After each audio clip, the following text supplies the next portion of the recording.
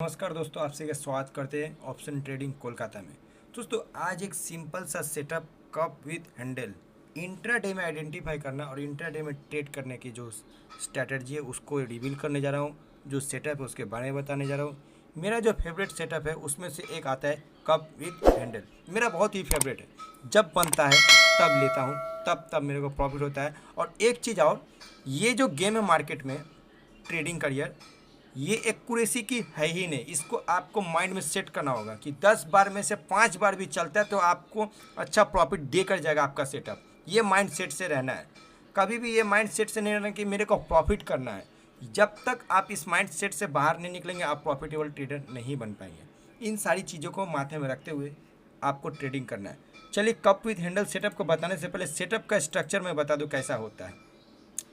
यहाँ पर एक ट्रेन लाइन में ड्रॉ किया, जिसको हॉरिजॉन्टल लाइन बोली, ट्रेन लाइन बोली, सब में लाइन बनकर सब एक जुड़ा हुआ है। कप कैसा होता है? ऐसा चाय वाला कप होता है और उसका हैंडल कैसा होता है? एक छोटा सा हैंडल होता है। तो ये उसका कप हो गया और ये उसका हैंडल हो गया। तो कप विथ हैंडल में मान लीजिए कुछ ऐसा कप बना है और हैंडल भी ऐसा बन गया, तो वो वैलिड नहीं है। क्यों? मान लीजिए आप जिसमें चाय पीते हैं वो चाय का हैंडल यदि बड़ा होगा तो अच्छा नहीं होगा, और चाय का हैंडल यदि बहुत छोटा भी होगा तो वो अच्छा नहीं होगा। मान लीजिए ये इतना बड़ा कप है और उसका हैंडल ऐसा हो पिद्दू सा, तो क्या आप पकड़ पाओगे? आपका उंगली उसमें नहीं जाएगा, तो फिर आप पकड़ोगे कैसे? तो वैलिड नहीं होता है। ठीक इसी तरह से मार्केट में देखेंगे, ये आपको साइकोलॉजी भी मैं आपको बताते चल रहा हूँ इसमें। इसी तरह से मार्केट में देखिए, ये एक बड़ा सा कप बना, प्रॉपर उसका हैंडल बनना चाहिए, प्रॉपर, जिसमें आपका उंगली चला जाए चाय के कप में। उसी तरह से इसमें ट्रेड का जो हैंडल दिखे प्रपोर्शन में, मतलब सेम में थोड़ा एकदम परफेक्ट बने, तो ट्रेड बहुत ही अच्छा सेटअप बनता है। समझ में आ रहा है मैं क्या समझा रहा हूँ? मतलब कि कप आपका इतना बड़ा है तो हैंडल भी उसके हिसाब से प्रपोर्शन में होना चाहिए। कप इतना बड़ा है तो हैंडल भी इतना बड़ा ही होना चाहिए, है कि नहीं? समझ में आ रहा है मैं क्या समझा रहा हूँ? अब इसके पीछे का साइकोलॉजी को समझते चलिए। यहाँ एक ट्रेड लाइन यानी कि हॉरिजॉन्टल लाइन होता है, इस पर मार्केट जब टच करती है तो ऑप्शन सेलर के यहाँ पर स्टॉप लॉस होता है। ऑप्शन सेलर जब यहाँ पर सेल किए तो यहीं से टकराता है मार्केट, और एक एक्शन होता है, ये एक्शन प्राइस यहाँ आया और उसका एक्शन हुआ तो बोलते हैं प्राइस एक्शन।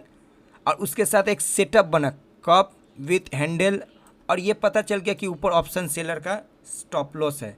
और जैसी तीसरी टाइम टप्पा 1 टाइम 2 टाइम 3 टाइम, देख लीजिए 1 2 3 टप्पा 1 2 3, प्राइस का एक्शन, हर वो चीज़ एक सेटअप में है।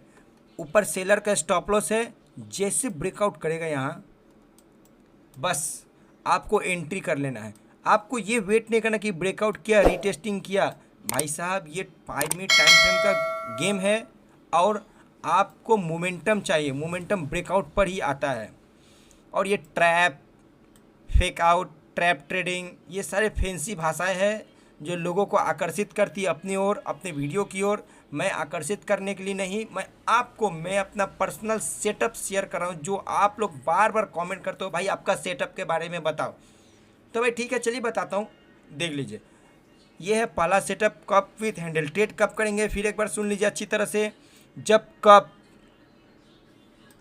यहाँ आए और इसका हैंडल बने, छोटा हैंडल बनता है मैंने रिस्की ट्रेड होगा, उससे थोड़ा बड़ा बनता है मतलब उससे थोड़ा अच्छा होगा। और जब प्रपोर्शन में बनता है मैंने सेम जैसा होना चाहिए हैंडल, चाय की कप की ऐसा होना चाहिए हैंडल, ताकि उसमें से उंगली आपकी जाए।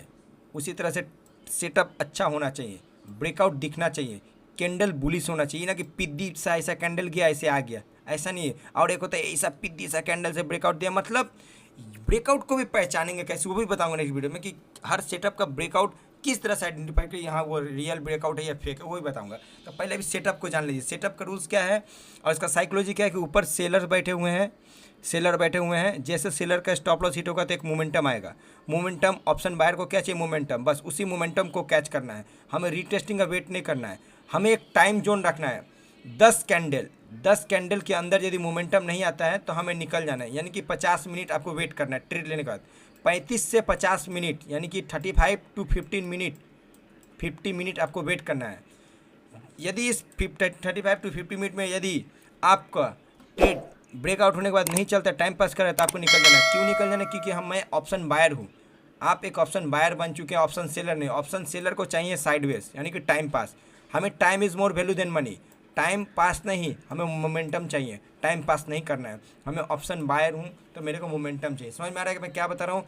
सबसे पहला सेटअप कप विथ हैंडल, एक नंबर सेटअप। इसके बाद बहुत सारे सेटअप्स आएंगे। सेटअप्स के पीछे का साइकोलॉजी को बता दिया, सेटअप्स में प्राइस का एक्शन हो रहा है वो भी दिखा दिया, सेटअप्स के ऊपर का साइकोलॉजी और सेटअप्स के ऊपर किसका स्टॉप लॉस है वो बता दिया, सेटअप्स का ब्रेकआउट होगा तो क्या होगा वो भी बता दिया, सेटअप्स के ब्रेकआउट के बाद टाइम पास होगा तो क्या करना है वो भी बता दिया। 15 मिनट टू 35 मिनट आपको वेट करना, नहीं हुआ चले जाना है।